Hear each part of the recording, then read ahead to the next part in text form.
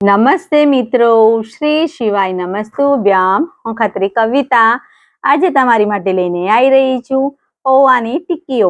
તો તેની રેસીપી આપણે નિહાળીશું. અને જો તમે મારી ચેનલ પર પહેલી વાર આવ્યા હોય તો પ્લીઝ સબસ્ક્રાઇબ કરવાનું ભૂલતા નહીં, જેથી તમને મારા નાના વિડીયોની નોટિફિકેશન મળતી રહેશે. તો હવે આપણે સામગ્રી જોઈ લઈએ. તો આપણે આ 250 જેટલા પૌવા લીધેલા છે અને પૌવાને આપણે આ ચાળણામાં લઈ લઈશું. અને ચાળણામાં આપણે 2-3 પાણી આપણે ચોખ્ખા ધોઈ નાખીશું. તો તમે જોઈ શકો છો પૌવા આપણે ધોઈ નાખેલા છે 2-3 પાણીએ. તો આપણે એને થોડીક વાર માટે રાખીશું. તો તમે જોઈ શકો છો 5-10 મિનિટ સુધી આપણે રાખ્યા તો પૌવા એકદમ સરસ રીતે છૂટા થઈ ગયા છે. અને એક વાડકામાં આપણે પૌવા બધા અંદર લઈ લેવાના છે. પૌવા સરસ રીતે પલળી ગયા છે. તો આપણે એને વાડકામાં બધા કાઢી લીધેલા છે. અને એની અંદર આપણે ચીલી ફ્લેક્સ ઉમેરીશું. આપણે એને જાડું મરચું પણ કહીએ છીએ. તો લાલ જાડું મરચું ઉમેર્યું છે. અને આપણે ઓરેગોનો લેવાનું છે થોડોક 1 ચમચી જેટલો. તમને તીખાશ ભાવે એ પ્રમાણે તમારે બધું ઉમેરવાનું છે.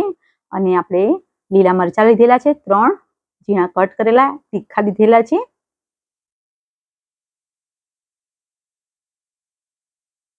અને એની અંદર આપણે લીંબુનો રસ છે એ ઉમેરીશું. એક આખા લીંબુનો રસ છે. અને થોડી કોથમીર લઈ લઈશું. અને મીઠું લઈ લઈશું થોડું પ્રમાણસર. સ્વાદ પ્રમાણે આપણે મીઠું લેવાનું છે.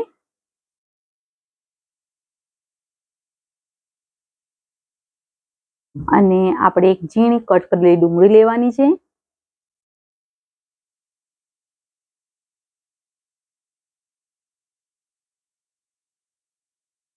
તમે 2 ડુંગળી પણ તમે ઉમેરી શકો છો, પણ મેં એક જ ડુંગળી અંદર ઉમેરી છે. તો આવી રીતે આપણે બધું કમ્પ્લીટ મિક્સ કરી લેશું.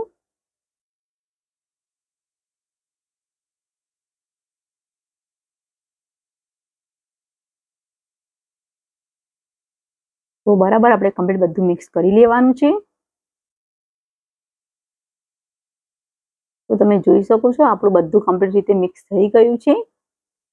તો આપણે હાથમાં આવી રીતે લુઓ છે એ પ્રમાણે લેવાનું છે. અને આવી રીતે હાથેથી દબાવી લઈશું પહેલા. અને આવી રીતે કરી લીધું છે કમ્પ્લીટ રીતે. તો હવે આપણે હાથમાં જરીક તેલ લઈ લઈશું. તો આવી રીતે આપણે હાથમાં તેલ લઈ લીધું છે થોડુંક. અને હાથમાં રીતે લગાવીને કમ્પ્લીટ આપણે લોહો જેવો બનાવેલું છે આપણે પૌવાનું તે આવી રીતે દબાવી લઈશું બરાબર.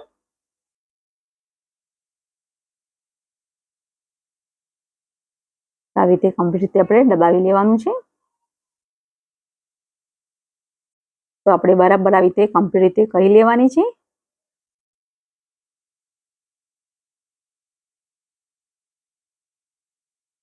અને એવી રીતે આપણે બધી કરીશું. અને તેલ આપણે મૂકી દઈશું પહેલા. તો તેલ ગરમ થઈ ગયું છે અને આપણી ટિક્કી પણ રેડી થઈ ગઈ છે પૌવાની. તો આવી રીતે આપણે કમ્પ્લીટ રીતે બધી તળી લઈશું.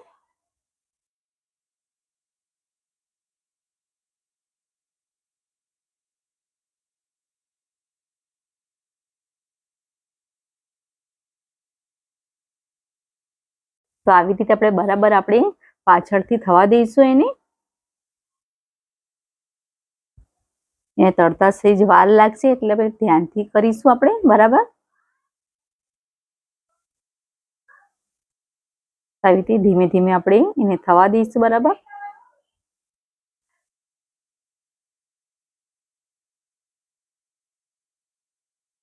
તો કમ્પ્લીટ રીતે આપણી થોડીક પાછળ થવા આવી ગઈ છે. તો આપણે એને પલટાઈશું હવે.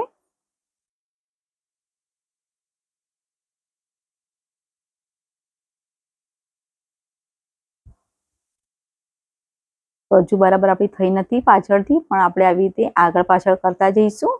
અને કમ્પ્લીટ રીતે બ્રાઉન થાય ત્યાં સુધી આપણે એને તળવા દેવાની છે.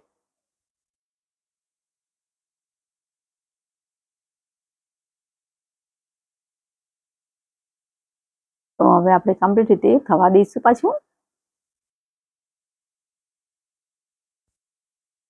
તો તમે જોઈ શકો છો એકદમ સરસ રીતે કલર પકડાઈ ગયો છે અને એકદમ ઉપરથી ક્રિસ્પી અને એકદમ અંદરથી નરમ છે. તો આપણે હવે કાઢી લઈશું. તો આપણી આ પૌવાની ટિક્કી રેડી થઈ ગયેલી છે. અને જો તમને મારો વિડીયો આ પસંદ આવ્યો હોય તો પ્લીઝ લાઈક કરજો, શેર કરજો અને સબસ્ક્રાઈબ કરવાનું ભૂલતા નહીં. તો તમે જોઈ શકો છો કે અંદરથી કેટલી નરમ છે, એકદમ સોફ્ટ છે અને બહારથી એકદમ ક્રિસ્પી છે. તો આપણે સોસ સાથે અને આપણે કોઈ પણ ચટણી સાથે ખાઈ શકીએ છીએ. અને વિડીયો ગમ્યો હોય તો લાઈક કરજો, શેર કરજો અને સબસ્ક્રાઈબ કરવાનું ભૂલતા નહીં. Thank you.